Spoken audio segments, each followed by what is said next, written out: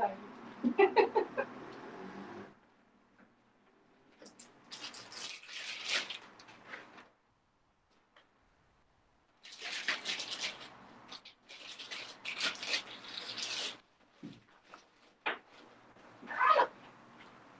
Tá bem carregado para chuva. Ah, já é?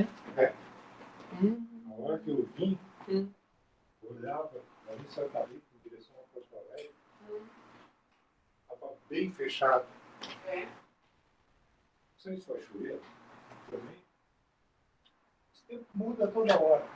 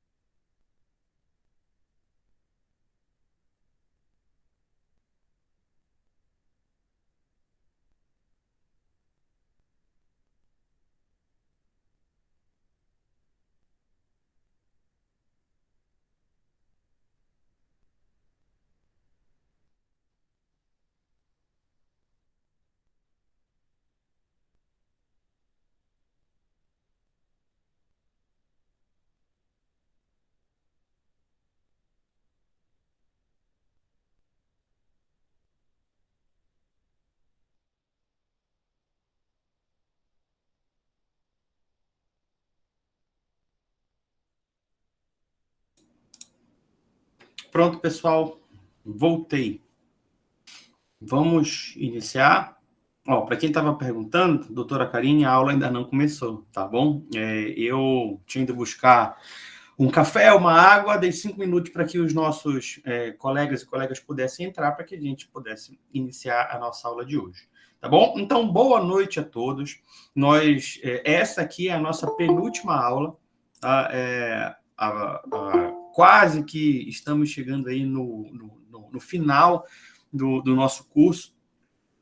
E o que eu vou trazer para vocês hoje? Ora, hoje nós vamos tentar identificar essas situações de maus tratos que acontecem com os animais não humanos. Eu vou direcionar o nosso estudo hoje de uma maneira um pouco mais incisiva no que diz respeito a algumas espécies. Eu vou tratar com você hoje o cão e o gato. Por quê, professor? O senhor é especista? Não, longe de mim ter um tipo de pensamento desse. Mas, como o nosso curso ele também é voltado para a área prática, a prática que eu tenho enquanto advogado, infelizmente, é muito mais com essas duas espécies, o cachorro e o gato. Tá? Eu, particularmente, não pego, pelo menos aqui em Tucuruí, não lido com outros animais, como o cavalo, como o boi, por exemplo. Aí não tem rodeio, não tem vaquejada? Ora não, né? Olha, quando eu morei aqui em 2009, você tinha muito. Inclusive, eu, por não conhecer direito animal, eu ia para a festa assim. Eu não tinha conhecimento, eu ainda estava no curso de direito, então nunca nem me passou pela cabeça algum dia que eu seria um pesquisador científico dentro do direito animal. Então, eu não tinha essa percepção, eu não tinha esse olhar. Tá? Então, eu ia para a festa, sim, mas eu não ia para o evento do rodeio propriamente dito. Eu ia para os shows, eu ia para encontrar um amigo, uma amiga, enfim, era para isso que eu ia. Especificamente para o show eu não ia porque eu não gostava. Eu não achava certo aquilo dali. Tá? Mas eu frequentava locais que eram assim, tá bom? Quando eu passei a conhecer o direito animal, eu nem para lugar assim vou. Tanto é que eu me recuso a ir para local onde tem exploração animal, tá bom? Eu não contribuo com esse tipo de ação, tá bom? Então, além de lutar para que isso não aconteça, eu também não fomento esse tipo de atividade. Mas nem para o show o senhor vai? Não, nem para o show eu vou. Tá? Eu passo longe do local onde se tem exploração de não humano. Tá bom? Claro que existem algumas condições, e até eu preciso ser franco com vocês, em que eu ainda não estou totalmente desabituado. Por exemplo, eu ainda não sou vegano, tá? Mas estou caminhando para ser. A minha esposa, estou tentando convencê-la a virar vegetariana, mas ainda não tive tanto sucesso, tá bom? Mas eu, particularmente, ainda não sou vegano e estou caminhando para isso, tá bom?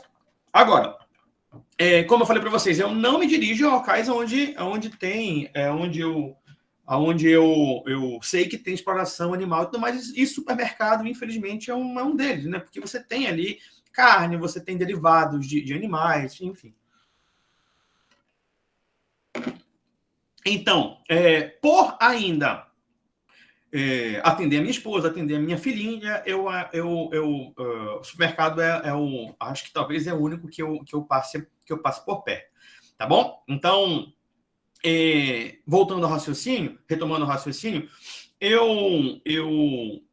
a minha atuação prática enquanto advogado animalista, enquanto presidente da Comissão de Direito Animal da OAB Pará aqui em Tucuruí, ela se dá muito mais, quase que 99%, em cima de animais de pets, animais de companhia, animais de estimação. E 99,9% nós sabemos que não são apenas os cães e gatos, tá? Animais de companhia e tudo mais. Nós sabemos que não são apenas essas duas espécies. Mas, como eu te falei, ser algo muito mais palpável para mim no que diz respeito à prática, eu vou te dar a minha experiência em relação a essas duas espécies, que é o que mais tem aqui. Ah, aí não tem rodeio, como eu estava te falando? Não, sim, aqui tem rodeio. Só que eu ainda, desde que vim para cá com essa nova consciência, não tive oportunidade, inclusive o prazer de lutar contra isso. Pode ser que esse ano você tenha algo nesse sentido, que eu vá fazer muitas inimizades aqui no município, tá? Porque se tiver, não tenho a menor dúvida de que eu vou lutar contra para que isso não aconteça, tá bom? Mas isso não significa dizer que dentro de algumas outras espécies eu não consiga te dar uma visão um pouco mais geral, mais abrangente, e você pode ter um estudo mais direcionado quanto a isso. Mas na aula de hoje, esse estudo mais direcionado vai ficar em cima dessas duas espécies, do Felis catus e do Caninus lupus, muito mais por questões práticas, muito mais pelo que o meu empirismo pode te ajudar, tá bom? Então, vamos lá. Olha só, o que foi que eu preparei para você hoje? Cadê o... inclusive, finalizei o meu slide, tá bom? O nosso slide, e amanhã, no mais tardar, depois de amanhã, eu já envio para você fazer o seu estudo. Todos receberam o slide passado, da aula passada? Sim, né? Coloquei no grupo, vocês conseguiram baixar lá? Sim? Legal, beleza. Tá, então, opa, alguém quer entrar aqui. Aceita. Deu bug aqui. Bom, depois volta. Olha só, o que eu tenho para te falar agora? Entrou. Deu bug aqui. Oh, meu Deus. A Nívia está tentando entrar e eu não consigo aceitar. Não consigo mais nem mexer na tela aqui. Eu vou passar o link para a Nívia, professor. Não, pode passar. Ela tá pedindo autorização aqui, mas travou a minha tela. Eu não sei o que aconteceu. Poxa.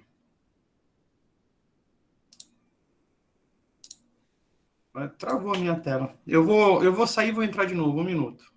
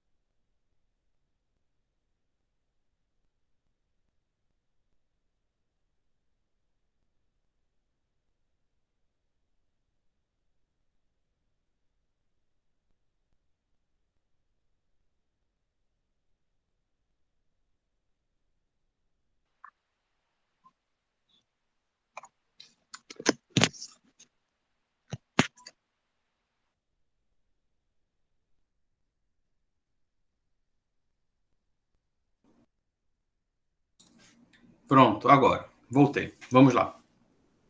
Todos me ouvindo bem? Sim, né? Então, olha só. Antes da gente partir para alguns exemplos do que se trata os maus tratos em relação a animais não humanos, eu preciso te dar algumas definições de, inclusive, o que é maus tratos. Olha, eu vou te dar definições de doutrinas, eu vou te dar definições de órgãos administrativos e eu vou te dar a minha definição também. Tá? E é importante que você tenha a sua definição sobre o que são maus tratos. Tudo bem? Olha só, maus tratos, de acordo com Sinclair, Merck e Lockwood, eles são alguns doutrinadores da área ali, de considerações em relação a essas pesquisas, em relação ao direito animal. Ele diz o seguinte, que maus tratos são qualquer ato, por intenção ou por negligência, que causa ao animal uma dor ou um sofrimento desnecessário. Tá? Um outro doutrinador, King, em 1998, entendeu que maus tratos nada mais é do que infligir deliberadamente dor a um animal, seja por prazer ou por diversão.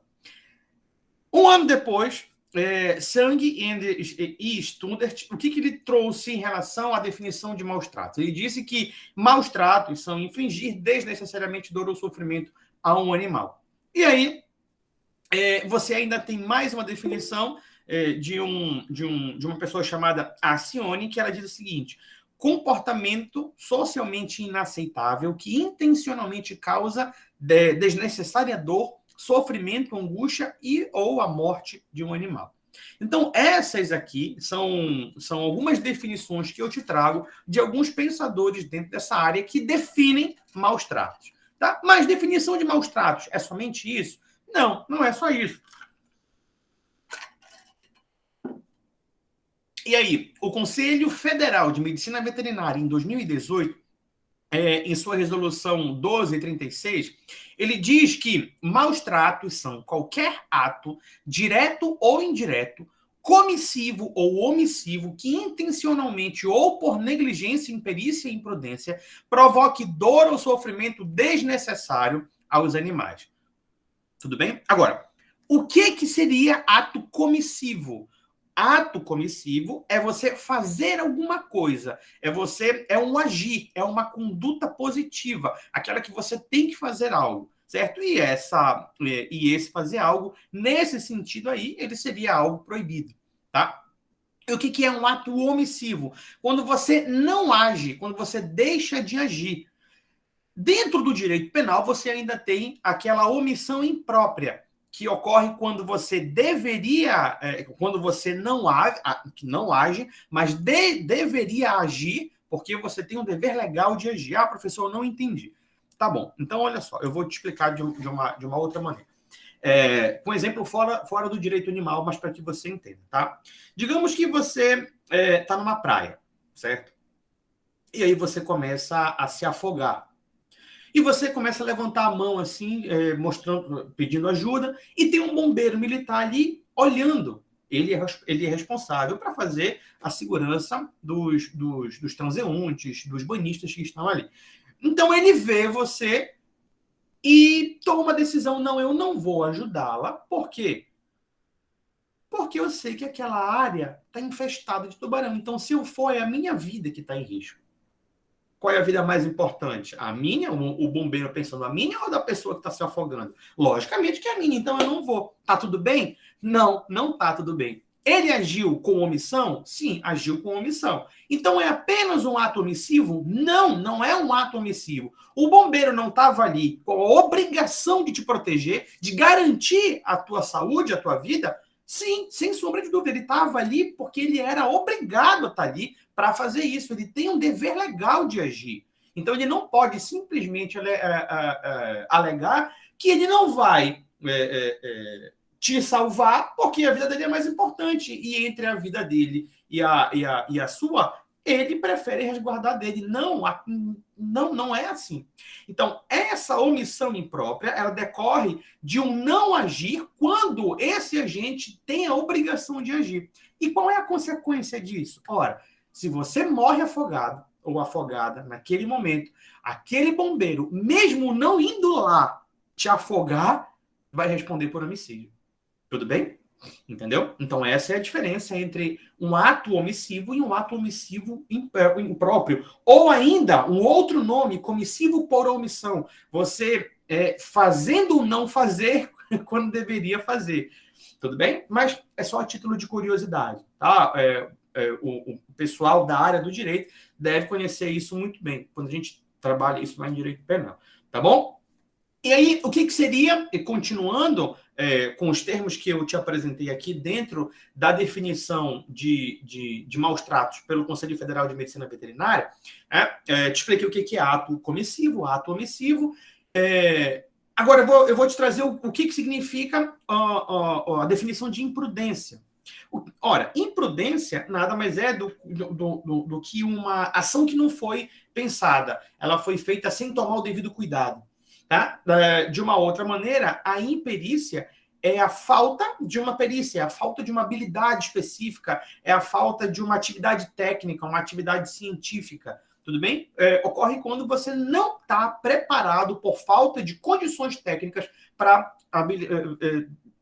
ter realizar algum ato, alguma ação. Tá? Então, eu vou ler para você aqui de novo a definição de maus tratos pelo Conselho Federal de Medicina Veterinária, de 2018, tá? Na resolução 1236. Maus tratos, de acordo com o CFMV, então, é qualquer ato, direto ou indireto, comissivo ou omissivo, que intencionalmente, por negligência e imperícia, provoque dor ou sofrimento desnecessário aos animais. Tudo bem? Então, essa é a definição de maus tratos pelo Conselho Federal de Medicina Veterinária. O que eu entendo como maus tratos? Qualquer conduta, seja dolosa ou culposa, que provoque uma violência no animal não humano. Essa é a minha definição. Ah, professor, o senhor foi muito sucinto. Fui, mas olha só, deixa eu te explicar uma coisa que talvez vá fazer você refletir um pouco mais.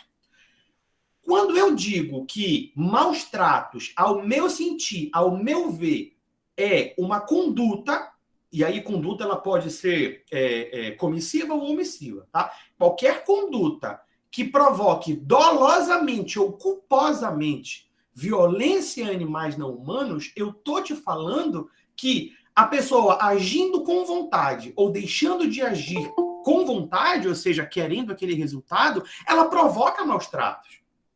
Eu tô te falando que a pessoa agindo sem vontade e não agindo sem vontade, o famoso sem querer, ela age com culpa. E tô te falando que violência não é apenas o conceito físico da violência, mas o mental, o psicológico também. Percebe? Então, ainda que possa te parecer algo muito superficial, quando a gente para estudar esse conceito que eu te apresentei, ele vem com muitas informações. Consegue perceber, extrair, fazer essa interpretação comigo desse conceito? Então, eu enxergo dessa maneira. Dentro do direito animal, eu entendo que você pode sim ter uma conduta culposa. Ah, professor, o que seria conduta culposa? Ora, são algumas condutas em que você, além de não observar o dever de cuidado, você também age com uma das modalidades da culpa. Quais são as modalidades da culpa? Ora, aquela que a resolução 1236 do Conselho Federal de Medicina Veterinária de 2018 trouxe para você. Negligência, imprudência e imperícia. Você agindo dentro dessas modalidades da culpa, você agiu com culpa. Em outras palavras, você fez sem querer, você não teve a intenção. A esmagadora maioria, eu ouso falar que são todas, tá? De direito penal, diz que não existe conduta culposa quando a gente trata de animal não humano. Eu, particularmente, entendo que sim, tá bom? Eu, particularmente, entendo que há essa possibilidade. Porque, olha só, vamos fazer uma reflexão aqui muito, muito importante. Digamos que alguém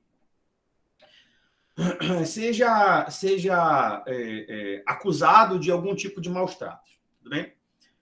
Essa pessoa que foi acusada por algum tipo de maus tratos, vem o advogado dela e consegue demonstrar que essa pessoa não agiu com a intenção de provocar aquele resultado. Ah, professor, mas vai cair aí em uma das modalidades do dolo, que é o dolo eventual, ele assumiu o risco de produzir resultado. Mas calma, cuidado. Existe o dolo eventual e existe também a culpa consciente. A culpa consciente é quando a pessoa acredita realmente que aquele resultado não vai acontecer porque ele é um cuidador experiente e tudo mais, tá? Diferente do dolo eventual, que a pessoa ela até entende que pode ocorrer aquele resultado, mas ela não está nem aí, sabe? Ela aceita aquele risco. A diferença entre o dolo eventual e a culpa consciente é essa, tá bom? A culpa consciente, a pessoa até prevê resultado, mas ela acredita piamente que aquilo não vai acontecer por inúmeros fatores, inclusive a experiência dela em cuidar de animal, enfim, tá? Aí, digamos que o advogado dessa pessoa, ele consiga demonstrar que não houve uma conduta dolosa, consiga demonstrar que não houve intenção de praticar aquele resultado e que efetivamente aquela pessoa agiu ali nas modalidades da culpa. O que você acha que vai acontecer? Não haverá punição, simplesmente porque não há previsão culposa de crime contra animal não humano. Mas aí eu te pergunto, o dano não foi gerado? O dano não, né? A violência não foi gerada? Os maus-tratos, então, não se estabeleceram? Então, por que você não tem uma modalidade culposa? Porque sabe-se lá o entendimento de alguns doutrinadores que me parece, a mim, Rafael, parece ser especista demais, parece ser antropocêntrico demais, não permitiu chegar nessas conclusões que não é difícil de se ter? Ora, aquela pessoa que instaurou os maus-tratos, que infligiu os maus-tratos, ainda que sem querer, não merece então ser punida pelo que fez? Se a babá do seu filho, sem querer, provoca uma lesão corporal no seu filho, ora, ela não tem que responder por isso? Ela não deveria estar mais atenta a isso? Ou qualquer outra situação que você imaginar. Qualquer outra. Um carro que, de repente, bateu um ciclista. Essa pessoa não merece ser responsabilizada pelo que ela fez para que tenha maior zelo com aquela vida no futuro? A mim, penso que sim. Olha, volto a dizer, eu não estou defendendo aqui o direito penal máximo. Entretanto, para tudo que for inerente ao animal não humano, eu penso sim que deva ter uma consideração melhor.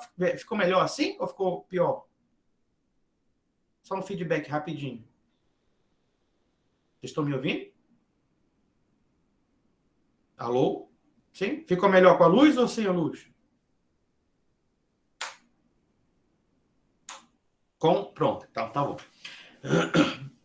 E aí, me parece que deva, sim, existir essas considerações. E, o Código Penal, ele não prevê essa modalidade culposa, tá? E é um bom gatilho, uma boa questão norteadora, um bom problema de pesquisa que você pode se debruçar para escrever, tá bom? Completamente contrário a tudo que existe aí dentro da doutrina tradicional de direito penal. E existem até algumas pós-graduações que falam, que argumentam que realmente não existe a modalidade culposa, porque ela de fato não existe, mas não trabalham esse ponto que eu estou debatendo com você e te explicando da necessidade de se ter isso. Porque, veja, uma vez que você não tem modalidade culposa e você consegue demonstrar ali no julgamento que aquela conduta ela não teve o ânimos, não teve a intenção de produzir aquele resultado e é uma conduta culposa, ora, se não tem conduta culposa, logo ele não cometeu crime. E aí eu te pergunto, e aquela violência que foi gerada? Ah, professor, mas tem um cível. Tudo bem, eu sei que tem um cível que você pode falar lá. Mas diante de um entendimento, de uma sentença, de que não houve uma intenção, você acha que lá no cível você vai conseguir uma boa, entre aspas, indenização? Já que foi sem querer? Não, tudo bem, eu sei que o ato ilícito, independente de dolo ou culpa, ele vai ser apreciado. Eu sei disso. Mas se realmente aquilo acontecer, ele precisa ser reparado de alguma maneira. E aqui não é aula de direito civil, aqui é aula de direito penal. Então, dentro do direito penal, cadê a segurança jurídica? O que nós temos, ao contrário, é uma insegurança para esse tipo de situação. Mas, olha, veja, o que eu estou te falando são as minhas considerações, tá? É o que eu consigo enxergar dessa situação. E eu penso que você deva fazer a sua análise crítica disso. Você concordando comigo, você discordando de mim, não tem problema nenhum. Tá? O que eu quero colocar na sua cabecinha são faíscas, para que você lá na frente possa ter esse gatilho e pensar, não, pô, o professor, ele me deu uma boa ideia, eu vou pesquisar sobre isso, embora eu não concorde com ele, eu acho que o caminho deve ser esse, assim, assado. Enfim, eu quero te proporcionar aqui pontos de reflexões importantes para que você possa seguir nesse caminho, tá? Eu, Rafael, entendo que não só pode, como deve ter, sim, a modalidade culposa para crimes contra os não humanos. Tá bom? Podemos seguir? Tudo bem até aqui? Sim? Então vamos lá. Aí eu te trago também a definição de crueldade e ou abuso. Tá? O que é crueldade ou abuso? Qualquer ato intencional que provoque dor ou sofrimento desnecessário nos animais, bem como intencionalmente impetrar maus tratos continuamente aos animais. Essa definição foi pelo Conselho Federal de Medicina Veterinária em 2018. Tá? Veja, eu gosto de fazer essas reflexões porque elas são muito importantes. Olha só. O Conselho, obviamente, não é uma crítica destrutiva, tá? Por favor, não me entendam errado se tiver algum veterinário aqui, não se sinta ofendido. Pelo amor de Deus, não é essa a minha intenção. Agora, eu preciso, dentro daquilo que eu estudei, fazer uma crítica construtiva em algumas situações e te mostrar, inclusive, a maneira que algumas pessoas enxergam o animal não humano. Isso diz muito, o conceito diz muito sobre o doutrinador, a maneira que ele enxerga. Tá? Olha só, eu vou repetir para você o conceito de crueldade e de abuso do Conselho Federal de Medicina Veterinária em 2018. Ele diz o seguinte, que é qualquer ato intencional que provoque dor ou sofrimento desnecessário nos animais, bem como intencionalmente impetrar maus tratos continuamente aos animais. Aí eu te pergunto, qual é o sofrimento necessário? Existe um sofrimento necessário, em outras palavras? É possível a gente trabalhar com essa ideia? Lembra que eu te falei que isso diz muito sobre o ponto de vista do doutrinador, do órgão que está criando esse conceito? Ora, quando fala sofrimento desnecessário, quando você vai estudar direito animal, as teorias do direito animal, as teorias clássicas do direito animal, você tem pelo menos ali duas, o abolicionismo animal e o bem-estarismo. Quando você fala em abolicionismo animal, que você tem ali as considerações do próprio Tom Reagan, o livro dele, Empty Cages, o professor Romeu até compartilhou no grupo o PDF lá do livro dele em português, Jaulas Vazias. Esse livro é sensacional. Esse livro é sensacional, tá? Leiam que ele é um divisor de águas. Se você realmente quiser partir para esse lado ético do direito animal, é fantástico. Então, quando você trabalha o abolicionismo, você tem essas questões do Tom Reagan e proíbe qualquer tipo de exploração. Não existe um sofrimento necessário, não existe algo nesse sentido para você trabalhar, para você seguir. De uma outra maneira, quando você trabalha o bem-estarismo animal, você até, pelo princípio, inclusive, máximo da felicidade, que é o utilitarismo, que foi proposto lá atrás por Jeremy Bentham e tudo, eu não sei se vocês sabem o que é utilitarismo, mas te explicando bem superficialmente, é o seguinte, se dentro da minha conduta eu tiver muito mais prazer do que sofrimento, então essa conduta ela é moralmente aceitável, tá? Então, o Jeremy Bentham, lá atrás, século XVII, se não me falha a memória, tá? Ele propôs essa ideia. John Stuart Mill, que foi um aluno dele lá no século XVIII, também continuou com essas ideias, e isso é muito utilizado nessa linha de pensamento do bem-estarismo. Então, eu até posso causar um tipo de sofrimento, desde que o prazer ele seja muito maior. E isso é muito utilizado. Esses conceitos são muito utilizados na própria vaquejada, do próprio rodeio. O que eles argumentam? Quando você fala que aquilo ali é maus tratos, eles vão falar assim, claro que não. É óbvio que não. Ele come da melhor ração, o boi ou o cavalo. Ele come da melhor ração, ele toma banho, ele tem, no caso do cavalo, o casco limpo, ele está com a vacina em dia, ele está com tudo ok. Então, se tudo isso, todas essas condutas, elas causam um certo prazer para o animal, não humano, por que só uma na cabeça deles? Por que só ir lá veja bem, a ideia deles, tá? Não a mim. Por que só ir? Porque só ir para a arena e puxar o rabo dele é considerado maus tratos. Isso é um esporte. Está elevando, inclusive, o ator principal, que, na minha opinião, é um show de horrores, né? Mas desse show é o cavalo. Mas veja, isso para você faz sentido? Porque para mim não faz. Percebe? Então, esse conceito do Conselho Federal de Medicina Veterinária é um conceito, de acordo com o que eu trouxe para você, bem-estarista. Nada tem a ver com o conceito abolicionista de direito animal. Porque, veja, sofrimento desnecessário. Qual é o sofrimento que é aceitável? Não é? Então, a gente precisa, enfim, ter essas considerações. A gente precisa fazer essas intervenções. Tá? Mais uma vez, eu não estou falando mal. A minha crítica não é destrutiva. Eu estou apenas interpretando um conceito que o próprio CFMV trouxe lá em 2018. Tá bom? Agora, precisamos, sim, e eu também não estou falando que está errado, tá? Eu não estou dizendo que é um conceito errado. Eu estou te mostrando somente essas ponderações. Não esqueça que o nosso curso é sobre direito animal, tudo bem? E esse conceito que o Conselho trouxe, ele está mais voltado, está mais ligado a uma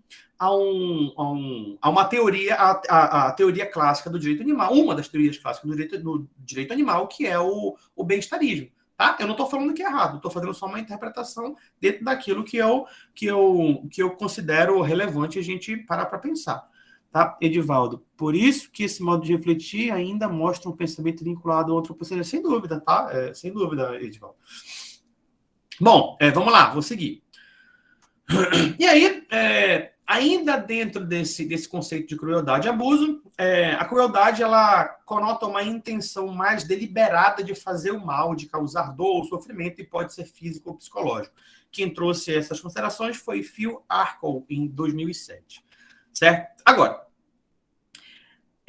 sobre abuso e violência contra animais, o Frank Acione, ele trouxe o seguinte para você: um comportamento ativo, socialmente inaceitável e não acidental, que causa dor, sofrimento, angústia e ou morte desnecessária. Ó, mais uma vez, você tem aqui um conceito muito bem-estarista. Qual é a angústia ou a morte que é desnecessária quando analisamos dentro do conceito do abolicionismo animal? Né? Essas considerações elas precisam permear na mente de vocês, para que vocês comecem a entender quais são os tipos de teorias assim que nós temos. Inclusive, eu tenho uma colega sensacional chamada professora Amanda Pacanella. Acho que é Pacanella. Professora Amanda, me perdoe se eu estiver pronunciando o seu nome errado, tá bom? Mas ela tem uma abordagem extremamente interessante sobre essas teorias clássicas, tá bom? Se vocês puderem segui-la no Instagram ou entrar em contato com ela de alguma maneira, ela tem essa abordagem que é sensacional, é fantástica e eu recomendo muito, tá? Ela, inclusive, é coordenadora de um grupo de estudo em direito animal chamado GEPDA, tá bom? Eu sugiro, se você quiser, conversa com ela. Ela tem até um curso sobre essas teorias. E aí eu penso que se você fizer esse curso, ou conversar com ela, ou simplesmente entrar no grupo de estudo que ela coordena, você vai ter essas interações muito maior de alguns conceitos que te são apresentados. Você vai conseguir entender como essa pessoa pensa, o que é bem-estarismo, o que é neo-bem-estarismo, o que é abolicionismo, quais são os filósofos que servem de base, de esteio para cada teoria dessa. É sensacional, eu recomendo muito. Tá bom? Então, vamos lá. O que seria, entrando aí em algo mais culposo, por assim dizer, o que seria uma definição de negligência? Ora, a negligência eu vejo como, por exemplo, uma falha de cuidado, como eu te falei anteriormente. É um animal que está sobre a responsabilidade de alguém, e aí você acaba ignorando as circunstâncias que devem permear no cuidado desse animal. Da mesma maneira, sob a mesma perspectiva, é você entender o cuidado, a responsabilidade que você deve ter com um ser humano, com uma criança de 5 anos, de 6 anos. Por que seria diferente? Me diga. Por que seria diferente? Professor, o senhor está comparando animal não humano com animal humano. Eu estou. E é perfeitamente possível fazer isso. tá bom? E uma das razões que eu digo que é perfeitamente fazer isso é por um princípio chamado igual consideração de interesse semelhante, proposto até por Peter Singer, num livro que ele tem chamado Ética Prática, tá? Também é um livro sensacional, certo? Então, os maus tratos, num contexto geral, te explicando de uma maneira um pouco mais abrangente, ele está ligado à própria negligência, tá? E aí entenda a negligência como algo mais dentro dessa parte sem querer, tá? O próprio abuso e violência também é uma maneira de maus tratos, e a própria vontade de você praticar violência em relação ao não humano também são maus tratos. Então, o que eu entendo como maus tratos? Por isso que dentro daquele do conceito que eu te trouxe, ainda que seja não semanticamente, mas estruturalmente simples, semanticamente ele é um pouco mais complexo do que em uma primeira vista ele possa parecer. Porque lá, quando eu te digo que maus tratos nada mais são do que uma conduta, seja ela omissiva ou comissiva, que provoca violência a um animal não humano, dolosa ou culposamente, eu estou tratando de todos esses aspectos com você. Eu estou te falando que a violência física ou a violência psicológica é uma forma de abuso. E eu estou te falando que dentro dessas acepções da modalidade culposa do crime, você pode agir com negligência, com imprudência e com imperícia. E todas elas podem ser cometidas de maneira física ou de maneira psicológica. Ah, professor, por que de maneira psicológica? Ora, nós sabemos que o animal não humano, não são todas as espécies ainda provadas, mas nós sabemos que a grande maioria, aliás, a grande maioria não, todos os vertebrados, eles possuem um atributo da senciência, da consciência, que inclusive foi construído, por assim dizer, através da Declaração de Cambridge, em 2012. Certo? Então, a partir do momento em que a Declaração de Cambridge, em 2012, promove a senciência, aliás, promove a senciência não, né? Promove esse estudo que identifica a senciência e a consciência nos vertebrados, mas não é exclusivo, tá? Volto a dizer, senciência e consciência não é uma habilidade exclusiva dos vertebrados. Você tem um polvo que não é um vertebrado e que possui essa característica. Você tem outras espécies de animais que não são vertebrados e ainda estão tentando provar que elas possuem essa habilidade. Tá? Então, essa declaração acabou trazendo para os não humanos essa condição de sentir. E se eu consigo sentir prazer ou dor, eu sei que qualquer tipo de violência, seja ela física e principalmente a psicológica, vai ser capaz de me afetar. Ah, professor, mas eles não pensam que nem os não humanos não pensam que nem os seres humanos. Claro que não. Assim como uma criança não pensa igual um adulto. Assim como você não pensa da maneira que seu pai pensa e vice-versa. Ah, o senhor está falando de pensamento. Tudo bem, eu vou mudar o termo. Você não sente da mesma maneira que seu pai sente. Você não sente da mesma maneira que o seu filho de 2 anos, de 5 anos sente. Percebe? Por que, então, não considerar tudo isso? Por que, então, você não fazer esse trabalho de reflexão e entender que todo sentimento ele é válido? Não é porque estamos... Talvez, não estou afirmando, mas talvez em um estado cognitivo mais desenvolvido, que devemos deixar de nos importar, devemos deixar de considerar. Tem uma palavra que eu acho completamente equivocada tecnicamente para o direito animal, que é a compaixão. Tá? Se vocês puderem, é um pedido do titio, não utilizem esse termo, porque posso estar errado, tá? Posso estar errado, mas semanticamente me remete à ideia de pena. E eu não tenho que ter pena, eu tenho que ter consideração moral e jurídica. Percebe? A gente não tem que ter pena, a gente não faz as coisas por pena, a gente faz as coisas, principalmente o advogado animalista, pautado dentro de uma legislação, pautado dentro de um costume, de um costume moral, de um costume positivo, de considerações positivas, dentro de uma ética.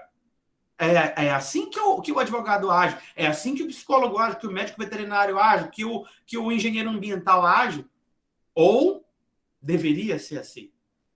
Percebe? Então, todas essas considerações que eu estou te fazendo agora, que eu estou te mostrando sobre maus tratos, elas devem permear para o ser humano e também, principalmente, porque essa aula de direito animal, para o animal não humano. Percebe a importância desses conceitos? Então, aí eu vou te trazer aqui alguns verbos ou então alguns exemplos do que seria maus tratos em todo esse contexto. Ora, a falta de água, de comida, de abrigo, de vacina, de tratamento de saúde, enfim, a falta desse tipo de cuidado básico são maus tratos. A falta de um carinho, a falta de um passeio, a falta de uma brincadeira, também é maus tratos. Ora, mas esses maus tratos que eu estou te falando, eles são psicológicos. Você deixar o animal sem água, sem comida, sem cuidado veterinário, eu penso que seja mais físico, tudo bem? Você bater, envenenar, esfaquear, mutilar, você forçar a trabalhar, isso também são maus tratos, de uma maneira física.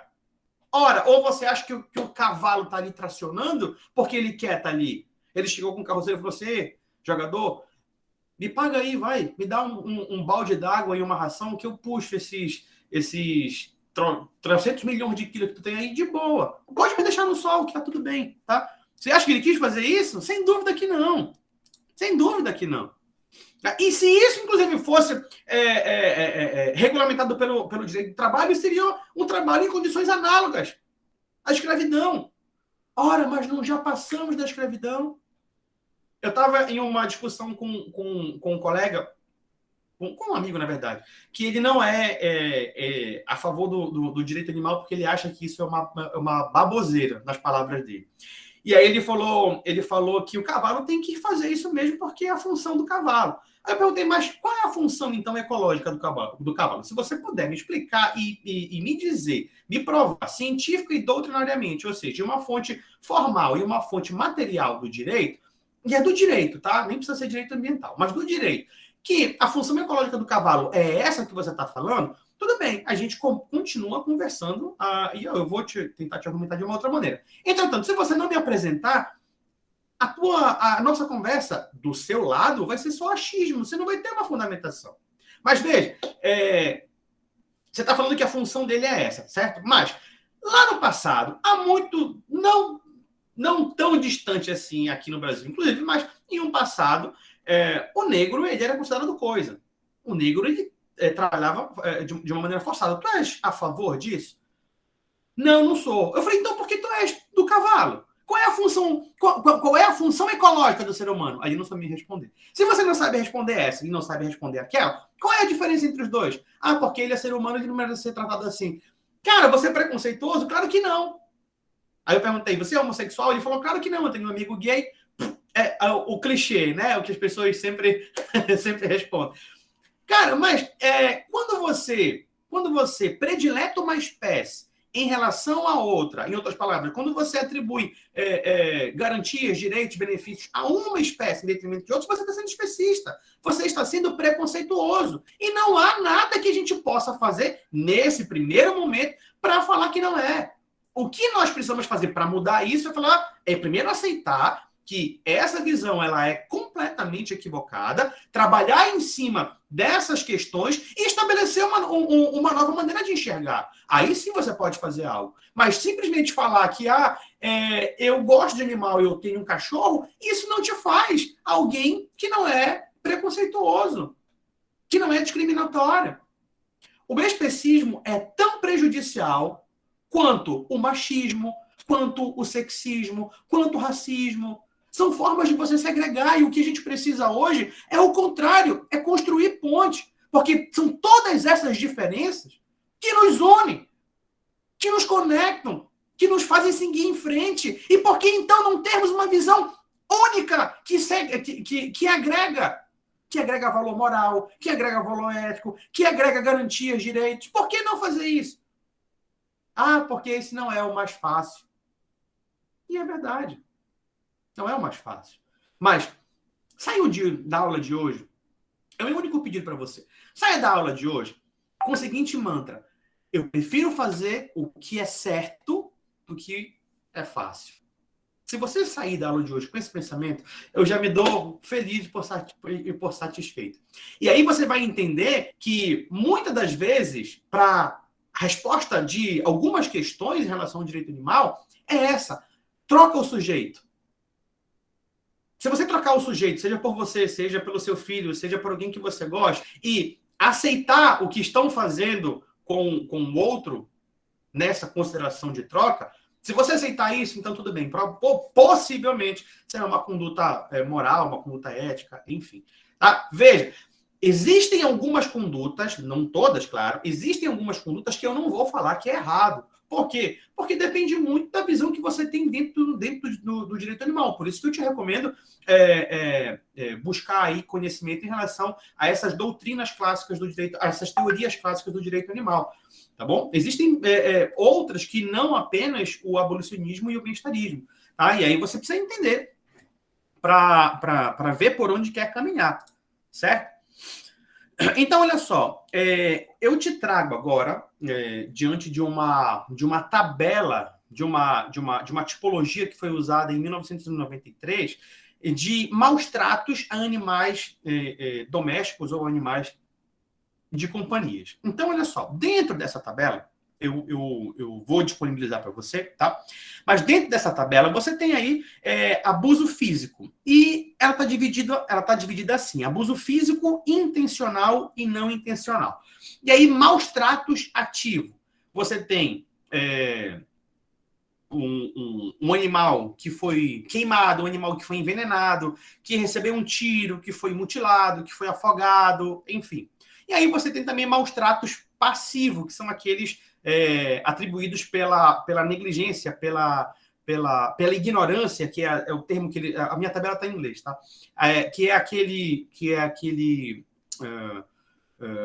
exemplo que eles trazem de não saber o que está fazendo, tá? Que é simplesmente você deixar sem água, não ter aonde o animal dormir, falta de abrigo, não ter um cuidado veterinário, a falta até de asepsia no local, de higiene, de negligência em relação a essa interação que o animal precisa, certo? Você ainda também tem, dentro dessas considerações, a própria exploração comercial. O que é essa exploração comercial? É o trabalho forçado, são as rinhas de galo, aquela criação de filhote para venda, o próprio hipismo é um exemplo que eu, particularmente, sou contra isso. E o outro, que são aquelas experimentação animal, que são aqueles testes de cosméticos, não só para cosméticos, né? Mas, enfim, para tantas e tantas coisas. Ainda nesse sentido, você tem o abuso psicológico, uma outra maneira de você enxergar isso. E aí você tem o intencional e o não intencional. Os maus tratos intencional é causar medo, angústia, ansiedade. E aí o não intencional é você privar de amor, de carinho, de brincadeira, privar de contatos com outros animais da mesma espécie, enfim. Tá? Então, eu particularmente sou contra teste em animais, por obviedade. Eu particularmente sou contra eu sou contra oh, meu Deus, me fugiu a palavra aqui. Eu sou contra o esporte, tá? Essas questões de hipismo. Pessoal, um minutinho aqui, só um instante, tá? Professor?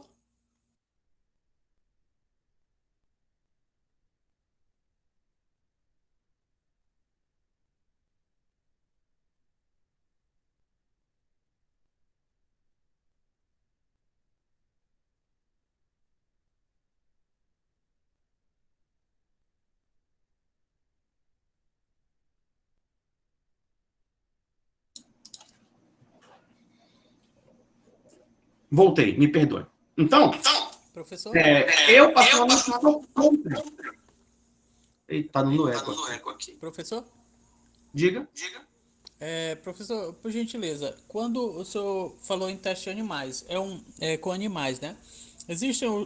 Também sou contra, mesmo que dependa a vida dos humanos. Eu sou contra. Porque eu acho que a função do homem é pesquisar para que ele possa contornar problemas, né? Do pesquisador, do cientista. E a solução, como os modelos matemáticos de simulação, mas dizem que há experimentos que necessita dos humanos, dos animais. Como é que o senhor enfrenta esse tipo de questionamento? Por que eu estou perguntando isso? Porque são coisas que a gente pode se deparar no futuro, né? As pessoas podem se deparar numa discussão e como o senhor enfrenta esse tipo, no caso dos testes? Se depender da vida, porque sempre as pessoas colocam um ou outro, né? Ou você vai para a fogueira ou fica no caldeirão. Se depender da vida do teu filho, né? O pessoal vai para esse nível. Perfeito, excelente pergunta, meu amigo. Eu estou com o áudio ligado? Sim, estou com o áudio ligado. Excelente pergunta. A tecnologia hoje ela avançou tanto que é possível nós termos um outro direcionamento, tá? Mas eu nem vou partir por esse lado, né? Não especificamente para poder te responder aquilo que eu penso. Mas olha só, eu não sei se você sabe, se você conhece, existe um princípio dos 3 R's, que é um princípio, inclusive bioético. Ele foi desenvolvido em 1959, tá? Por um cara chamado Russell e o outro chamado Birch. E o que ele visa, esse princípio dos 3 R's? É a proteção dos animais nessa questão de experimentação científica, nessa questão de pesquisas científicas. E eles são um conjunto axiológico que te orientam para um uso mais ético desses animais nessas experimentações. E por que 3 R's? Porque eles decorrem do termo em inglês chamado Replacement, Reduction e Refinement. O que seria o replacement? O replacement é a substituição. E esse replacement, essa substituição, ela tem a ver com métodos que evitem ou substituam os animais nessas pesquisas científicas, certo? O reduction, que é a redução, ela utiliza aí métodos que permitem a esses pesquisadores obter níveis comparáveis de informações com menos animais ou ainda obter mais informações do mesmo número de animais. Certo? E aí, por fim, você tem o refinement, que é o refinamento. E aí você utiliza, aí sim, a tecnologia, você utiliza métodos que aliviam ou minimizam essas possíveis dores, sofrimentos, angústias e melhoram o bem-estar desses animais que ainda participam de pesquisas assim. E aí, falando ainda nessa parte de tecnologia, hoje você consegue ter chips que simulam uma matéria orgânica em que você consegue, inclusive, substituir, tá? Esse chip que simula a matéria orgânica está incluído no replacement, na substituição, que você substitui esses animais e que promove a mesma eficácia, a mesma qualidade nesse estudo. Tá bom? Então, eu particularmente entendo que existem essas outras opções dentro desses princípios dos 3 R's que eu te apresentei. Até porque a história mostra que na vida real tem vários medicamentos que foram um sucesso em testes de animais, mas nos humanos, né, em testes com os humanos, que é a última fase, foi um fracasso, né? E também tem a vida real nossa, que a situação das universidades brasileiras não permite chegar, acho que em determinados níveis de tecnologia, caso eu acho que eu sou totalmente leigo nesse tipo de assunto. Entendi, mas da mesma maneira, lembra que eu disse assim, troca o sujeito. Hoje, a pesquisa com o ser humano, ela tem toda uma questão ética a ser desenvolvida. Toda. Inclusive, quando alguns alunos meus de orientação querem fazer pesquisa de campo para entrevistar alguém, é preciso que a gente tenha um formulário todo bonitinho, que é dentro de normas legais de biodireito, de bioética, que precisam ser obedecidos para que a gente colha esse estudo. Não é simplesmente você chega lá, a pessoa diz o nome, você anota o papel e não. Tem toda uma declaração que a pessoa tem que assinar ao final, dizendo o que vai responder, qual o tipo de informação que ela quer que seja veiculada. Enfim, tem todas essas questões. E estamos falando de uma entrevista. Não estamos falando nem de experimentação científica, certo? Então, por que no não humano é permitido? Por que não existe a mesma, entre aspas, burocracia que nós temos com o ser humano? Por quê? Porque nós somos a espécie dominante. Cuidado, pensamentos assim, eu já até comentei aqui, podem nos levar para uma análise um pouco ditatorial, um pouco discriminatório, um pouco xenofóbica. Eu, Rafael, entendo dessa maneira. Tá? É interessante, eu te chamo de como? De Júnior, é? Aqui para mim tá JR. Pode chamar de Júnior, professor. Então, Júnior, obrigado. Eu acho que você deveria dar uma analisada, uma pesquisada, até para se aprofundar mais nessa questão. Nós temos, inclusive, a própria Lei Arouca, que disciplina essa questão de experimentação com animais não humanos. Nós temos também o Código de Bem-Estar Animal da Paraíba, que traz esses conceitos e tudo, tá bom? Dá uma olhada nisso, dá uma olhada nesses princípios dos 3 R's, que você vai ter uma abrangência muito maior sobre esse assunto. Esse assunto também é algo que me fascina muito e sem sombra de dúvida, um ponto aí, um gatilho, uma questão norteadora, um problema de pesquisa para um possível artigo científico, tá? Eu acho que você vai se dar bem dando uma estudada nesse assunto. Eu queria fazer uma pergunta aqui. Eu não sei se a minha queridíssima amiga, professora Mazé, está aqui. Mas se ela tiver, por favor, professora, ligue seu áudio. Eu quero lhe ouvir um pouquinho. Não sei. Eu até esqueci, professora, se a senhora estava na aula passada, de perguntar quanta indelicadeza minha. Mas se a senhora tiver aqui, por favor. Não sei se está. Alguém viu a professora Mazé aí? Deixa eu procurar aqui no... Acho que ela não tá. Não tá. Não tá. Não tá, não. Não tá. Bom, mas de qualquer maneira, quando ela entrar, ela se manifesta aqui se ela puder. Tá? Tudo bem. Então vamos continuar. Olha só. Negligência é crime? Ora, de acordo com a resolução 1236, lá do CFMV, Conselho Federal de Medicina Veterinária, maus tratos podem ser praticados tanto por ação quanto por omissão. Tanto de uma maneira que você faça por querer, quanto de uma maneira sem querer. Mais técnico, tanto dolosamente quanto culposamente. Tudo bem? Mas essa é a visão da resolução 1236 lá do Conselho Federal de Medicina Veterinária.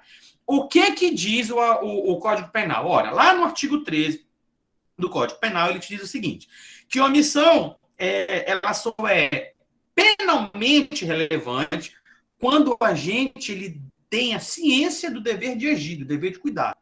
Tá? Agora, crime pelo Código Penal, o agente que maltrata o animal, ele só vai incorrer no tipo penal, ou seja, lá no artigo que diz que aquilo é crime, se a conduta for praticada dolosamente. Certo? E o que é dolosamente? Já te expliquei, mas eu falo de novo. Dolosamente, de um termo não técnico, tá? Dolosamente eu queria que aquilo acontecesse. Eu fiz porque eu quis. De uma maneira mais técnica.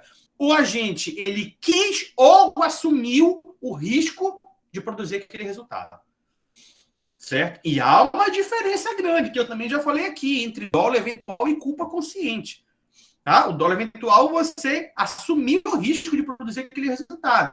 Na culpa consciente, você até sabe que aquilo pode acontecer, mas acredita verdadeiramente que não vai, que não vai ser alcançado, seja por alguma experiência que você tem na área, enfim, seja por algum outro motivo, tá bom? E aí, sim, pode incidir aí uma das modalidades da culpa, que é certo? Então, seguindo aqui no nosso roteiro, alguém levantou a mão? Alguém quer falar? Tá travando, pessoal? Não? Então eu vou continuar, tá? Ó. Como você vai identificar maus tratos? Olha, primeiro de tudo, o que eu recomendo? É você conhecer a espécie que você está avaliando. Você tem que seguir um protocolo. Você tem que observar o animal, a pessoa, o ambiente. Você tem que ter um exame físico, que seria um exame clínico, né, que é proposto pelo veterinário. Você deve ir atrás de exames laboratoriais, de exames de imagem, que vão confirmar ali possíveis maus tratos. Avaliar alguns indicadores fisiológicos desse animal que você está olhando. Avaliar aí indicadores comportamentais, certo? Você vai lá no lugar, avalia o lugar, avalia a condição que aquele animal ele tá instalado. Se de repente o animal veio a óbito, pede uma necrópsia, avalia o decújus, avalia o morto, né? Entreviste, converse com testemunhas, possíveis testemunhas, com o possível, sei lá, agressor, o possível acusado, ouve ele, vê o que aconteceu. Foto, vídeo, isso tudo serve para você identificar os maus tratos. Mas, o mais importante de tudo, nessa identificação de maus tratos, eu diria que é o seguinte, é o bom senso, o conhecimento técnico e esse protocolo que eu te falei aqui para ser seguido, certo? Eu particularmente acho que esse seja o mais importante, certo? Então, olha só, o que eu te trago ainda? Dentro dessas considerações todas de maus tratos, o que são maus tratos, como você identificar os maus tratos, eu ainda te trago aqui alguns indicadores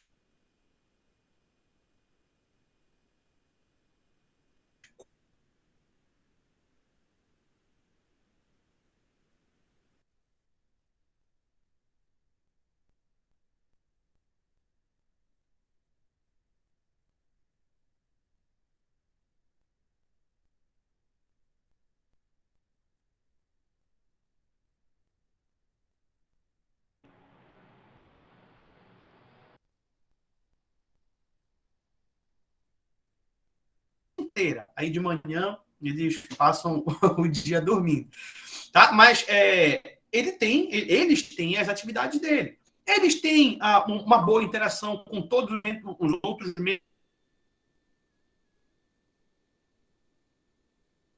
membros, ou outra espécie deles, ou de espécies diferentes, né? Claro que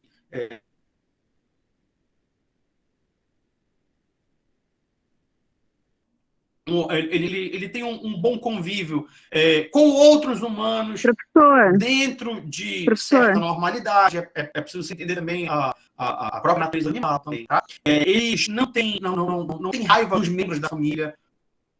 tá travando meio que direto, assim, a gente não tá conseguindo acompanhar o seu raciocínio.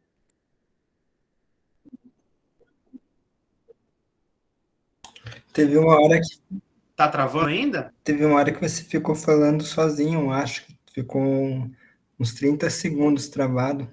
Talvez ninguém tenha visto nada. Não, eu repito, não tem problema. Qual foi a parte que vocês entenderam? Até onde vocês entenderam?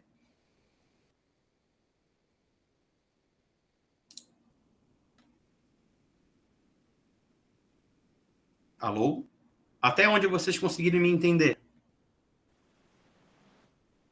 Eu consegui o senhor falando por último em bom senso e conhecimento técnico, aí não ouvi mais nada. Tá, então eu vou voltar. O que eu estava falando, antes disso, era como você identificar os maus tratos. Então, eu fiz todo aquele protocolo para vocês, certo? E aí, dentro dessa análise do que são maus tratos, como você, na verdade, identificar, é a palavra correta, como você identificar os maus tratos, é necessário que, diante de todos esses exemplos que eu te trouxe, para que você consiga identificar, você tenha bom senso, um conhecimento técnico, que é o que estamos produzindo hoje aqui, tá? E seguir esses exemplos, esses protocolos que eu te trouxe. Tudo bem? Então, eu considero isso o mais importante na hora que você vai identificar os maus tratos. Certo?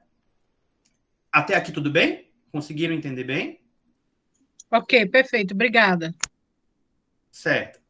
Esquinho, gato transformador. Não estou preparada para ver maus tratos. Pessoal, aí fico me questionando se devo prosseguir nesse caminho. Eu não sei se é um homem ou uma mulher que está falando comigo, mas eu vou tratar pelo nome aqui Skin. Skin, que deve ser um gato sensacional. Tá aqui a Carmen. Carmen, doutora, eu também lhe confesso que isso me afeta muito.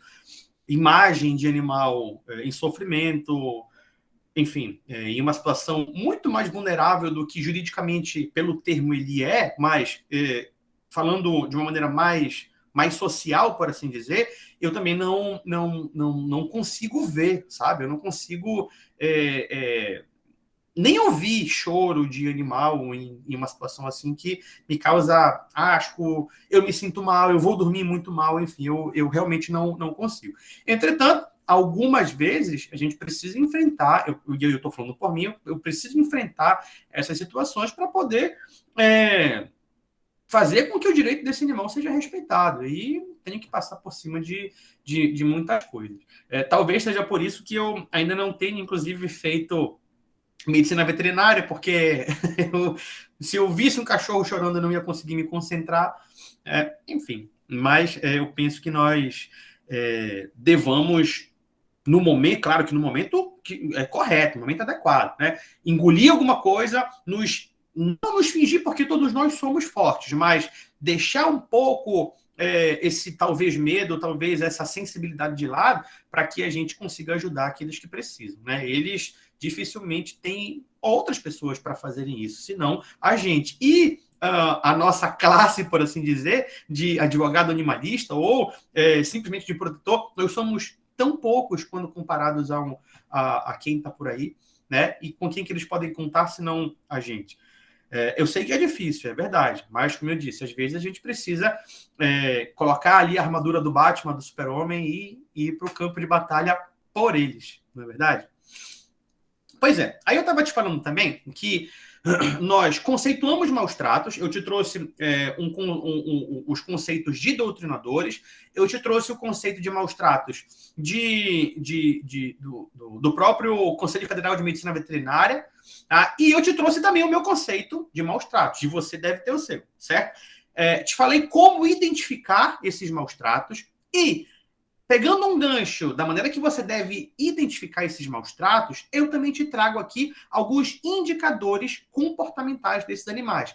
E, te lembra, eu estou dando maior ênfase aqui ao cão e ao gato.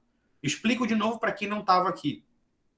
São essas espécies na qual eu, dentro da prática, dentro daquilo que o meu empirismo consegue te proporcionar hoje, é que eu trabalhei muito mais, que eu tive a oportunidade de resolver alguns casos aqui em Tucuruí e alguns lá em Belém, certo?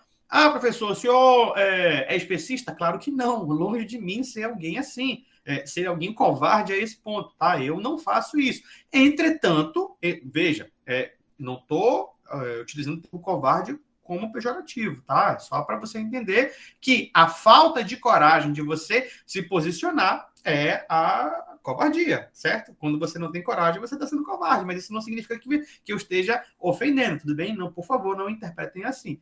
Então, não que eu seja específico, jamais serei isso, certo? Agora,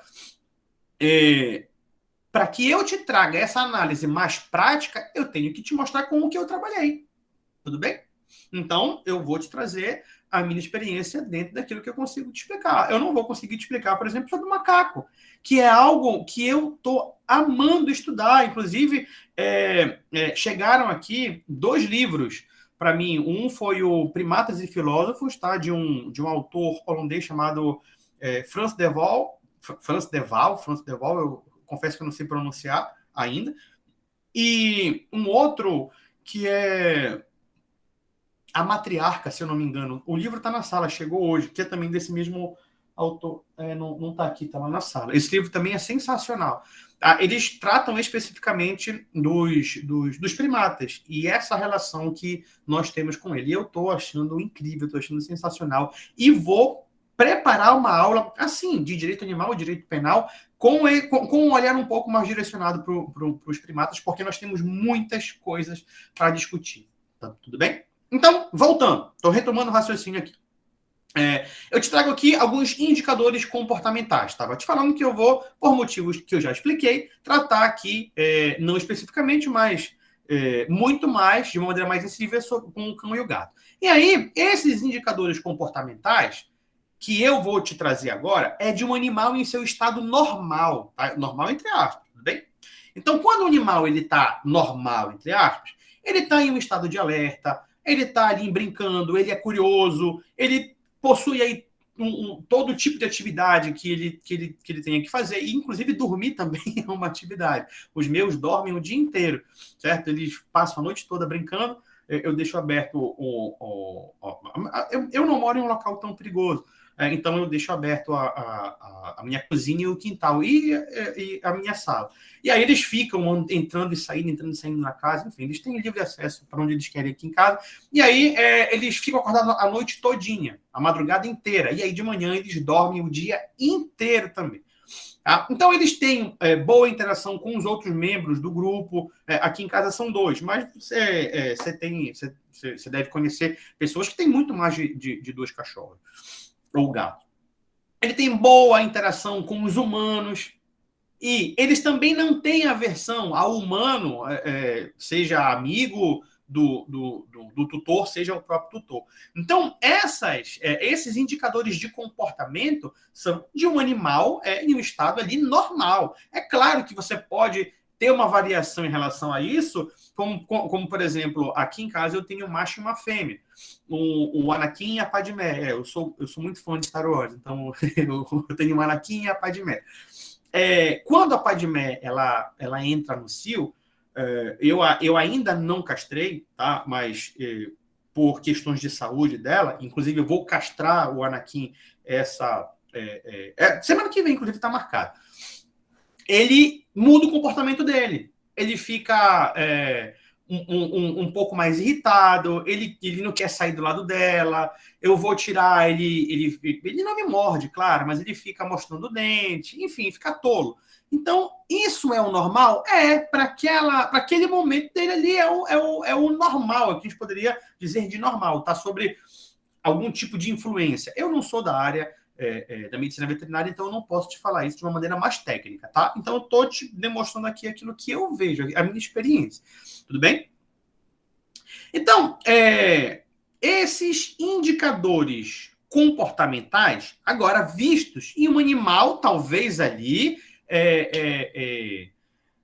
comprometido com algum tipo de maus tratos. Tá? Você tem ali algum tipo de atividade que é limitada, por ele já não faz certas coisas, quando ele está muito ofegante ou suando muito, quando ele está tremendo, seja de dor, seja de medo, ou seja por um outro motivo, quando você vê o seu animal ali em um estado mais depressivo, quando ele está com medo de alguma situação, quando ele começa a apresentar aversão a alguns humanos. Então você começa a perceber que isso tudo tem um motivo.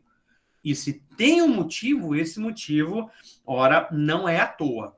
Tá? Isso simplesmente não é assim. Tá? Isso não deveria existir. Então, nesse contexto todo, desses indicadores, você sempre também vai avaliar as pessoas, os tutores, como que elas agem com com esse animal, o ambiente onde esse animal está e, obviamente, o próprio animal. Porque tudo isso tem os efeitos, seja de doença, seja de alteração de comportamento, seja de alteração física, seja de alteração psicológica. E isso, inequivocamente, são maus tratos. Certo? O próprio ambiente, ele fala muito sobre de como você trata o animal não humano. E aí a gente chega em uma questão que é dificilmente tratada. Enfim, não vou polemizar, mas vou te trazer isso para que você avalie de maneira acadêmica, tá bom? Ó, existem muitos protetores, muitos cuidadores que retiram esses animais da rua e colocam em casa. E aí, em um local onde você tem apenas uma sala de, sei lá, dois não, também é demais, mas, sei lá, 4 metros quadrados, você tem 20 gatos e 30 cachorros. Você acha... Eu sei que eu estou exagerando, tudo bem? Ou talvez não conheço a realidade do Brasil inteiro, tá? Mas possivelmente eu esteja exagerando. Mas só para você entender o contexto. O que você, advogado animalista, faria em relação a isso? É um ponto de reflexão, tá? Você iria até a pessoa, registraria tudo, tirava foto, fazia vídeo, pegava a identificação daquele tutor ou daquela tutora, ia até a delegacia, promovia uma notícia crime, uma comunicação de crime, ia também no Ministério Público, fazia a representação, ia até ligava para a Polícia Militar e falava, olha, essa pessoa está em crime ali, então o crime está ocorrendo, ela pode ser presa em flagrante. E aí a quantidade da pena ali seria... A depender do concurso de crime que fosse entendido pelo delegado, né, poderia ser... cada animal daquele poderia ser uma pena diferente. Então, se são 30 cachorros e 20 gatos, são 50. Então, 50 vezes o número máximo da pena. Olha aí. O quanto de pena essa pessoa teria para responder. A depender da interpretação da autoridade policial na hora de capitular isso. E, obviamente, do membro do Ministério Público ao oferecer a denúncia. Tá? Isso depende muito. Eu não vou entrar nessas questões porque não fazem parte da nossa aula, mas você tem ali dentro do concurso de crimes o concurso formal, o concurso material, o crime continuado, enfim. Tá? Mas não vou me debruçar sobre isso agora. Então, você faria isso ou simplesmente tentaria educar essa mulher? Falar, poxa, isso não se faz, você deve pedir ajuda do poder público, porque ele também é responsável por esses animais, não somente a coletividade, mas o poder público, que devia ter no seu município ou um centro de zoonose, ou... Claro que essas questões também são polêmicas demais dentro do direito animal, mas eu estou te dando aqui algumas sugestões, tá? Não estou dizendo que elas são essenciais, que elas deveriam existir, ou simplesmente que é para isso acontecer, tá? Então, certamente deve ter um centro de zoonose, um abrigo público ou algo nesse sentido. Enfim, se não tiver, você tem que buscar com o Ministério Público, por exemplo, a criação de algo nesse sentido, para que você considere pelo menos o bem-estar animal. Tá? Há uma diferença entre direito e bem-estar animal. Para que você considere pelo menos o bem-estar animal. Tudo bem? Então, uma dessas condutas, ou uma terceira, se você achar interessante pensar em uma dessas condutas, elas teriam que ser avaliadas. E aí cabe a você, a maneira que você... cabe a você entender e analisar de acordo com o fato concreto que está se apresentando para você naquele momento, decidir como vai agir. Sabe por quê? Faz um outro ponto de reflexão. Beleza, você conseguiu fazer com que a lei fosse cumprida e essa mulher vai responder pelo crime de maus tratos. Quem vai alimentar esse animal? Aqueles animais. Para onde aqueles animais vão ser destinados?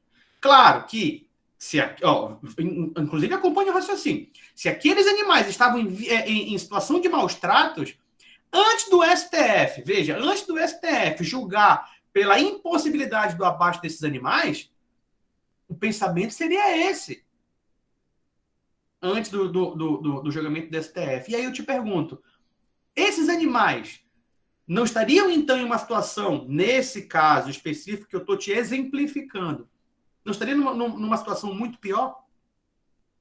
O que vale mais? A lei ser cumprida nesse quesito, ou você proporcionar o mínimo de dignidade para esses animais, ainda que um estado latente ali de maus tratos? Veja, eu não estou aqui condenando A ou condenando B, ou dizendo que se você fizer a lei ser cumprida, você está errado, ou se você educar a mulher não, o tutor ou a tutora, você está errado também. Não estou te falando isso. Eu estou te apresentando essas considerações para que você faça a sua reflexão. Porque isso acontece. Isso aconteceu demais. A todo momento isso acontece aqui em Tucuruí. A todo momento. Mas você tem que saber analisar a questão. Não é simplesmente estar na lei e vamos fazer cumprir. Nem tudo que é legal é moral e vice-versa. Cabe a você, advogado animalista, cabe não sei se tem outras pessoas aqui, enfim, né? A você, agente público, seja da Polícia Civil, seja da Polícia Militar, seja você membro do MP, membro do Judiciário, ou, enfim, né? Você, médico veterinário, você precisa, sem dúvida nenhuma, entender essas considerações e aplicar aquilo que você entende como moral e jurídico, claro, dentro do caso concreto. Tudo bem?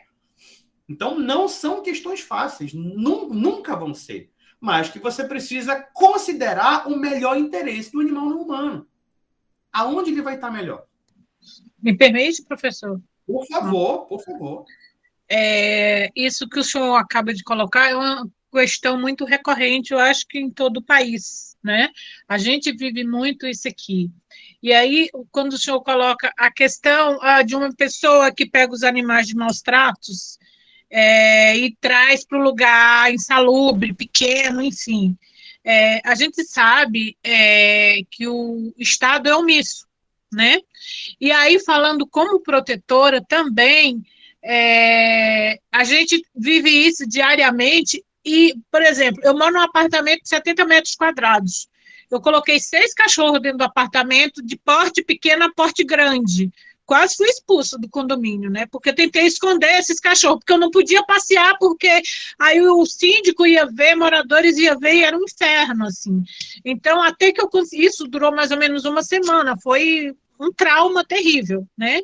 E assim, qualquer protetor minimamente consciente, que eu acredito que os bons protetores têm consciência do trabalho que realiza e da importância desse trabalho, a gente não vai fazer isso, né? Tem a questão dos acumuladores, que é um outro problema, né? E assim, o Estado não se manifesta, o Estado não faz nada, e aí fica uma questão que para mim é extremamente angustiante. Assim, eu vou tirar 3 animais ali de maus tratos. Eu fiz isso, 3 cadelas que eram estupradas pelo dono. E eu não tinha para levar essas cadelas, né? Então, assim, o que você vai fazer? Você vai deixar as cadelas viver naquele... um crime continuado, permanente, sei lá como é que a gente pode definir, né? Ou você vai trazer e botar num lugar pequeno, mesmo que temporário, porque a gente se vira, né? A gente se vira no quadradinho da forma que pode. Depois você se endivida pro resto da vida com essa questão até conseguir um lugar. E aí você pega, especificamente esse exemplo, eu peguei 3 cachorras que eram estupradas pelo tutor, uma veio com sinomose, a outra tinha problemas terríveis, era manca, de maus tratos e tudo. Então, assim, é uma situação muito delicada e que aí, assim, aí você bota ela num lugar pequeno. Eu consegui uma casa de uma pessoa para que elas ficassem até eu conseguisse um lugar melhor. E assim foi feito. Mas é uma situação que a gente não tem como solucionar e não tem resposta para resolver de imediato. Entende? Então, assim, eu fico muito preocupada e assim, eu estou achando muito bom as suas colocações, muito boas as colocações do senhor, mas eu tenho essa preocupação que eu acho que outras pessoas também têm. O que fazer quando eu vou tirar os animais de um sofrimento e colocar em outro? Não, lógico, eu quero proporcionar melhor. Mas, assim, vou deixá-los permanecer naquela condição? Porque eu não tenho lugar. A gente alimenta uma matilha aqui na minha cidade, que eram 10 cachorros. A gente resgatou uns 15 e tem uns 9 ainda, porque vão agregando. Mas tem 3 cachorros que a gente não consegue resgatar. Então, assim, eles estão na rua o tempo inteiro. E a gente não consegue nem que eles se tornem comunitários. Então, é uma briga constante, entende? Então, assim, é muito preocupante isso e como se posicionar diante de uma situação dessa. Ok? Obrigada. Eu que agradeço, Neide. Por favor, participe mais vezes, tá? E antes de eu falar em cima do que você argumentou, eu gosto demais de protetores. Eles fazem um trabalho que o Estado sequer está preocupado em fazer, em que, como eu falei, a obrigação é de todos, mas o Estado também tem que se posicionar e ele não faz isso em 99,9% das vezes. A gente precisa acionar o Ministério Público para cobrar do Estado uma política pública, uma ação afirmativa, e eu chamo sim de ação afirmativa, tá? Para esses animais não humanos. E aí, o interessante eu até falei isso na aula passada, em dizer que o direito animal ele compartilha princípios com o direito ambiental, e dentro do direito ambiental você possui um princípio voltado a políticas públicas ambientais. Então, você tem que acionar o Ministério Público para que cobre do Poder Executivo políticas públicas ambientais, infelizmente, às vezes ainda é visto assim, que sejam direcionadas aos não humanos. Ora, tem que cobrar algo que alguém sabe que tem que fazer, é complicado demais. E aí o protetor, as ONGs, eles fazem esse trabalho. E devem, sim, ser louvados por isso. Os protetores sempre terão todos os verdadeiros protetores. Tá? A gente sabe que, infelizmente, existem alguns que desvirtuam tudo que um protetor valorosamente é e faz. Tá? Mas o verdadeiro protetor tem toda a minha admiração. Eu, sempre que posso, estou ali em contato com algum, orientando juridicamente, dizendo o que pode ser feito, o que não pode. Inclusive, se você faz parte de alguma ONG, se você é protetor, por favor, se quiser tirar dúvida comigo, olha, venha me procurar, eu vou ter o maior prazer em ajudar. Tá? Mas é preciso, Neide, que todos, inclusive o Estado, tá? Nunca vou deixar de falar no Estado, mas que todos tenhamos um bom senso. O protetor que gosta de animal ou que tem já um espaço que trabalhe com isso, que comporte, seja no seu apartamento, seja em um espaço ali muito maior, mas que comporte número X de animais, ele não pode ter X mais um. Percebe? Porque se aquele animal que estava na rua, estava em situação de risco ali, situação de rua, foi retirado de lá, mas vai para um lugar onde ele permanece na mesma situação, você só mudou o problema de lugar. Percebe? E a situação ela vai se perpetuar, ela vai continuar ao longo do tempo. Mas veja, não estou falando que isso é algo destrutivo. Não, já vou lhe dar a palavra. Essa é uma crítica minha construtiva, para que as pessoas tenham um bom senso. E o bom senso ele deve permear, seja de maneira judicial, seja de maneira extrajudicial, para que nós tenhamos um verdadeiro compromisso dentro dessas questões, principalmente de direito animal. Percebe? Porque se você pega, por exemplo, a mais do que você pode ter ou cuidar, você não vai conseguir realizar o objetivo que você se propôs a fazer. Percebe? Diga, Fernando. Olá, professor. Boa noite a todo mundo. Eu vou deixar aqui um pouquinho, assim, de uma observação que eu gostaria de fazer, né? Meu nome é Fernanda Alcântara. Algumas pessoas eu conheço aqui e estou muito feliz de participar com vocês. Mas quando o professor falou, acho que é muito importante tocar nesse ponto, porque eu também sou defensora protetora, né? Tenho um trabalho aqui em Recife, e a gente faz muito essa questão de denúncias de maus tratos. E uma coisa que eu observo, professor Rafael, é a grande dificuldade, muitas vezes, do próprio poder público, no caso, a delegacia. Tudo bem, a gente tem um bom relacionamento com o pessoal da delegacia, eles fazem o trabalho na medida do que eles podem, porque pouca viatura, enfim, vários problemas, né, que a gente sabe aí estrutural que existe. Mas eu sinto que tem alguns agentes que a gente não vê aquela vontade de fazer o que o Estado deve fazer. A gente sempre sinto essa dificuldade. Muitas vezes você vai fazer a denúncia, as pessoas entram em contato, aí reclamam que não consegue. Às vezes tem a gente que quer desencorajar a pessoa a ir lá e fazer uma denúncia. Acho que é algo que também tem um pouco. Dá para ouvir? Está direitinho? Ou tem ruído? Fernanda, tá longe. Tava muito longe Subiu a tua alto. voz. Agora. Melhorou?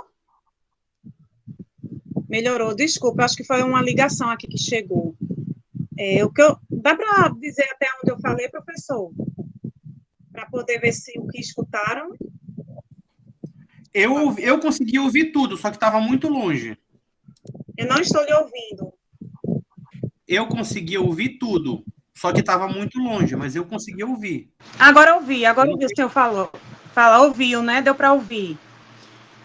A observação que eu gostaria de fazer, para não me estender muito, nesse caso das denúncias de maus tratos dos agentes, que às vezes não ajuda muito, que praticamente a pessoa, o cidadão, vai implorar para que tenha um atendimento, no caso que aconteceu aqui em Recife, que a gente teve que ficar todo mundo ligando para pedir para que a delegacia fosse ao local que estava ocorrendo maus tratos, no sentido de um lugar super insalubre para o animal estava sendo alimentado por vizinhos, enfim, que foi uma coisa muito complicada de levar para frente, sabe? A gente teve que ficar insistindo demais, praticamente implorando algo que era obrigação do poder público. Então, nesse sentido, o que é que o senhor orientaria da gente para ter uma atuação melhor de cobrança ao poder público nesse sentido, de muitos agentes não atuarem de forma realmente proba, de forma eficiente, que parece mais que a gente está pedindo algo que está fora da alçada deles, entende, professor? Então, eu sinto que é uma dificuldade muito grande, que eu acredito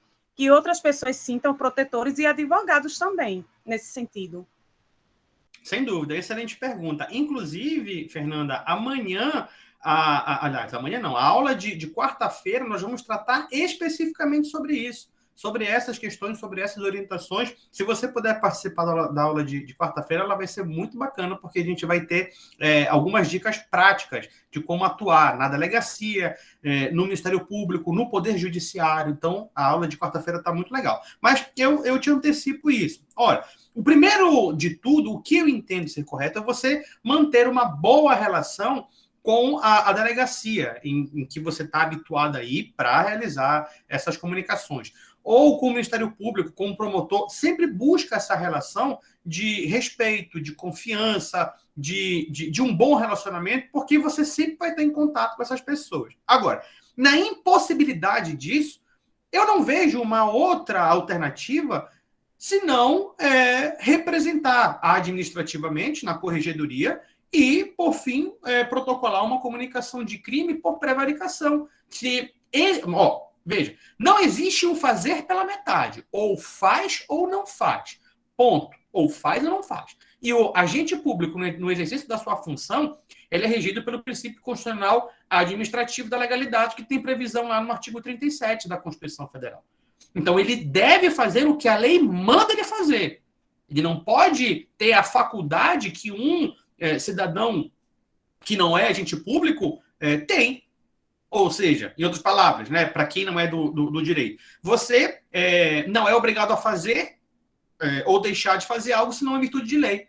O agente público, no exercício da sua função, não tem essa prerrogativa, não tem esse direito. Ele é regido, como eu te falei, pelo princípio da legalidade. Ele só pode fazer o que a lei manda. E se a lei não manda, e se a lei não diz nada, ele não pode fazer. E aí é por isso que eu te digo que ele tem essa obrigação. Ou ele faz ou ele não faz. Não existe um fazer pela metade. E aí, se ele não faz, se ele não atende aquilo que você está dizendo que está acontecendo, está pedindo para que ele faça, e ele simplesmente não faz, ele está prevaricando. E prevaricação é crime. E aí, ele precisa ser investigado por isso, precisa responder por isso. Entende? Então, eu não vejo, claro, que esgotadas todas as tentativas de um bom diálogo, de uma boa interação, claro que esgotado tudo isso.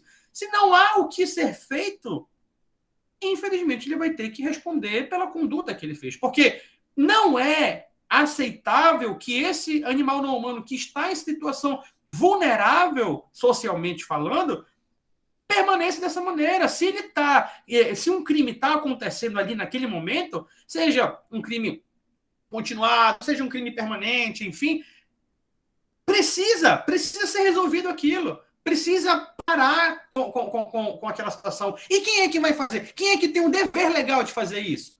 Ora, é o agente público. Você é agente público? Claro que não. Não naquela situação. Claro que não. Da mesma maneira que você jamais, pelo menos é a recomendação da polícia, deve reagir a um assalto, você não deveria também entrar em confronto com um agressor.